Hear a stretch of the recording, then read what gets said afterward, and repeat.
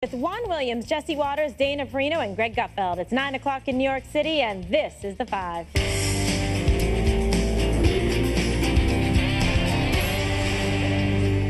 Tonight, the left is going wild again, this time over a new report about a meeting between the president's eldest son, Donald Trump Jr., and a Russian lawyer during the 2016 campaign.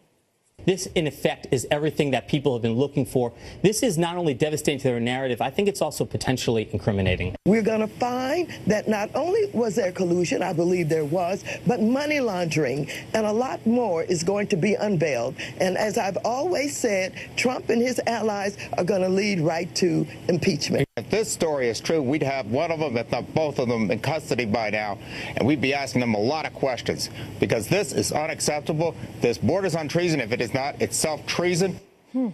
Don Jr. has acknowledged he and other Trump team members met with a Kremlin-linked attorney after being told she might have helpful information for his father's campaign, but says she ultimately didn't have anything, and the meeting went nowhere.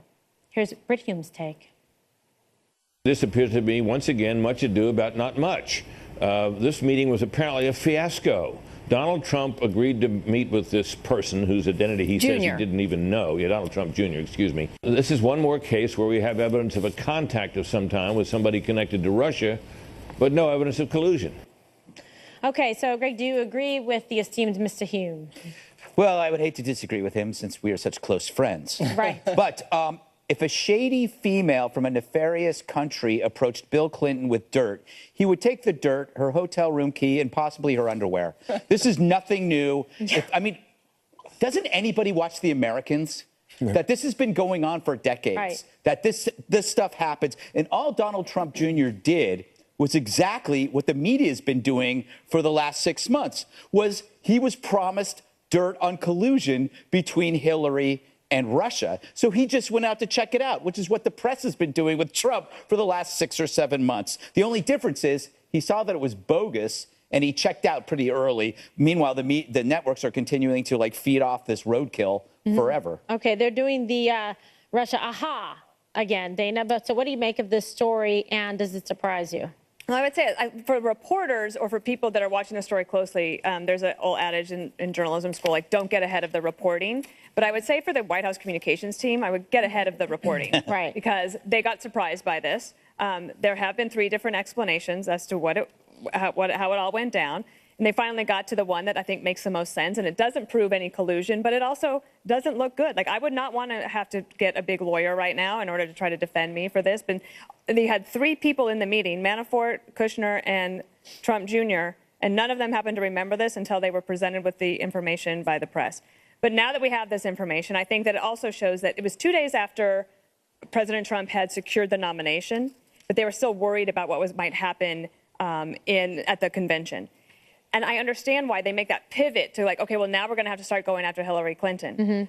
One thing I think that's the most important thing to do is if you get asked to have a meeting with somebody and you don't know their name, you're not really, the most important thing you can do is, who is this person and what do they really want? The first explanation was that she wanted to talk about Russian adoptions in America. I actually think that is a really good issue, and I do hope the Trump administration addresses it. But I'd also say that there's a judgment call to make. So is it worth me having this meeting? And is it worth me asking the campaign manager and also the brother-in-law to come in to have the meeting? So then you have a judgment call on that. And also, always bring a lawyer to these meetings. Always. Right. Because that way you protect yourself and others, and you don't have to have a kerfuffle. Whether this leads to anything or not, I have no idea. But I would say that the White House, I'm sure that they wish from a communication standpoint that they could get ahead of this story so that they can stop having every Monday start with it. Yeah, but also, Jesse, if you're the president, you're getting pretty frustrated because the communications team behind the 8 ball, and certainly in this situation, it's got to be personally very upsetting to him because this is his son, who obviously was very active, during the campaign. Also, I'm thinking back, well, who was looking out for him, for his family, to make sure not, have him in a position like this? But that being said, do you think that there is anything here? I don't. I think if Trump Jr. puts Russian dressing on a salad, they're going to say it's treason. I think some wacky lawyer from Russia came over and wanted to set up a meeting, and it was under the pretext of dirt on Hillary. She didn't have it, then pivoted to the Russian human rights adoption deal, and they were like, all right, later, I'll see. And the whole thing was set up by this Democratic firm that was connected to the fake Trump Russian dossier. So that's could be a setup. We don't even know that. Also, Jared and Paul Manafort, the campaign manager at the time, did volunteer this contact when they were asked about it by investigators. It didn't come out randomly. It was volunteered. And I'll tell you some other things. You know what else is a little more sketchy than I think than this? What? Hillary accepting and soliciting million-dollar checks from Saudi tycoons, and Bill Clinton being paid $500,000 by the Kremlin bank at the same time Hillary's State Department is allowing uranium deposits to be pushed over to the Russians. Or how about John Podesta, Hillary campaign manager, sitting on the same board as a bunch of other Putin friends, taking in millions of dollars of Russian investment into that company, not disclosing that either. There's a lot of risky things. What about the DNC server? Yeah. That still has not been turned over to federal investigators. We're supposed to believe it was hacked by the Russians. OK, prove it. Claire McCaskill, Comrade Claire, they call her now, because she said she never met with the Russian ambassador. It turns out she had dinner at his house, called him on the phone, and donated to his charity. So I think we need to pump the brakes a little bit on this story. And if it gets too hot, I'd reopen the Hillary Clinton email investigation, and I'd do it tomorrow. Okay, so bottom line here is where's the wrongdoing? Where's the crime or the inappropriate contact?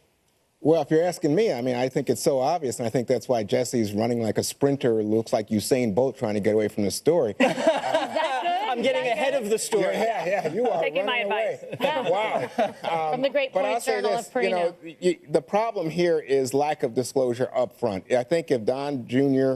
had been up front about it and said, I had this meeting when he was first asked about it, he said, no such meeting. You had nobody. It wasn't until people who are in the White House, which is an interesting part of the story. This story comes from people in the White House who saw some of these disclosure forms and then said to reporters, hey, guess what? Don Jr. was involved. So you guys think, wait, this is coming from inside the Trump White House? That's weird.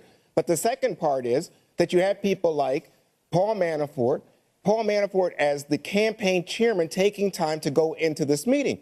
And what Richard Painter, the lawyer for the Bush folks, said, hey, you don't get your opposition research from spies. That's nuts. That's clearly un-American. Bill Clinton's White House lawyer also said there's nothing here. She is clearly tied in to Putin. She's clearly tied into major... That's not the statement that they released. I don't know who released it, but I don't think there's any doubt about her ties. We can't keep track of all the lawyers that are in Russia. In fact, they said that this meeting was set up by somebody who was involved in the beauty pageant, and she is a close friend, her family, close friends with the Putin family. What? It gets so bizarre. Nothing is to be proven by this. But the lack of forthcoming, gestures by not only Don Jr., but by others. Don Jr. doesn't have to disclose anything. No, it came out because of leaks. No. Yeah, leaks from Kushner and Manafort voluntarily disclosed the meeting details. Right. So then people asked Trump Jr. about it. Oh my but gosh. Who's leaking? Apparently who's the Trump White Which House. congressional investigators are leaking? Someone's You're wrong. leaking. It's not. It's inside the White House. That's what I think must be disturbing you and causing you to run like a bolting Do I look horse. disturbed? Just to your point about, anybody who works in Russia is Kremlin linked, okay? Because it's essentially state-owned. Businesses are state-owned by Russia. So if you got a job, you're my wife's father was a diplomat. That makes me Kremlin linked. I knew it. So that's where I can't be at this table. Let's collude. I get the feeling that when I'm listening to these stories, it's like the media, the Democrats are litigating a bad relationship. A past bad relationship. It's like you got dumped, but you got to keep talking about your ex. Right. So it's now 7-8 months later, and any small thing that happens, every beginning of the week, you trace back to your ex. It's always about Trump, Trump, Trump. There's a fly in my soup. Oh, my ex used to drink soup.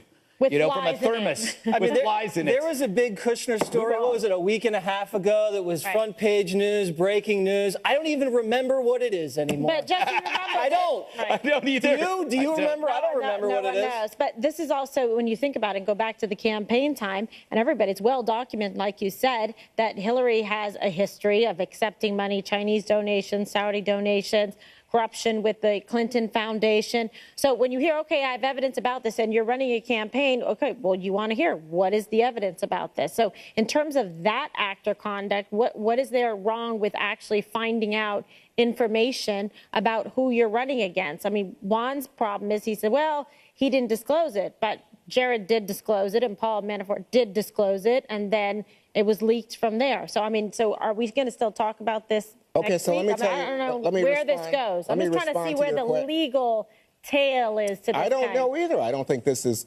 conclusive, and I don't think this Never seals is. the deal. But let me just tell you that when you see the president's inner circle taking a meeting with somebody, and by their own admission, or at least Don Jr.'s admission, we weren't sure who this person was.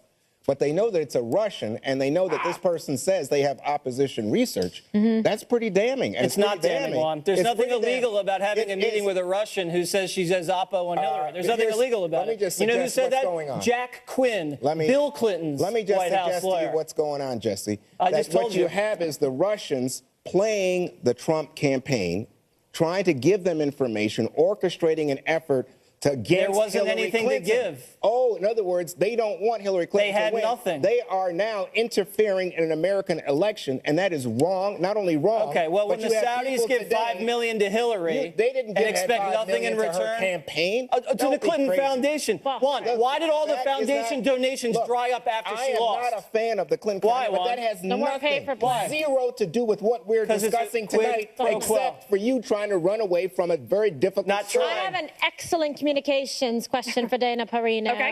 All right, Dana, so when we talked about the communications team in the beginning of this segment so long ago, what do you think that they need to do now to try to fix this Well, situation? I don't think it's their fault that they didn't Not have that the it is, but- information. I right. think that when I say they need to get ahead of the story, that Yeah. means that somebody in the White House, I think it has to come from the president or through the chief of staff, that says, everybody in my office now, lay it out on the table. I want to hear it all so that these people know what they're getting to. Yeah. I am very curious. I'm not going to go chase it down, but I am curious about the sourcing because it's three advisors to the White House. That doesn't necessarily mean they're inside the White House. That could be people who are outside the White House who call in all the time. Could be TripAdvisor. It also could be Yes. TripAdvisor. It's true. They're It's an advisor. They're up to a But lot I of also things, think that including Russian trips.